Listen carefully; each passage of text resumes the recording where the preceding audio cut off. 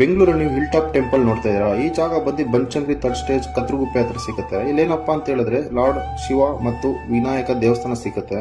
ತುಂಬಾನೇ hill top weaving experience ತುಂಬಾನೇ ಚೆನ್ನಾಗಿರುತ್ತೆ. ಈ ನೇಚರ್ ವೈಬ್ಸ್ ಮಾತ್ರ ಸಿಟಿ ಒಳಗಡೆ ತುಂಬಾನೇ ವೀವಿಂಗ್ ಎಕ್ಸ್ಪೀರಿಯನ್ಸ್ ತುಂಬಾನೇ ಸೂಪರ್ ಆಗಿರುತ್ತೆ. ಈ ದೇವಾಲಯ ಸುತ್ತಮುತ್ತ ಪ್ರಕೃತಿಯು ತುಂಬಾ ಹಸಿರಾಗಿದ್ದು ಇಲ್ಲಿ ತುಂಬಾ ವಾತಾವರಣ ತುಂಬಾನೇ ಗಾಳಿ ಕೂಡ ತುಂಬಾನೇ ಚೆನ್ನಾಗಿರುತ್ತೆ.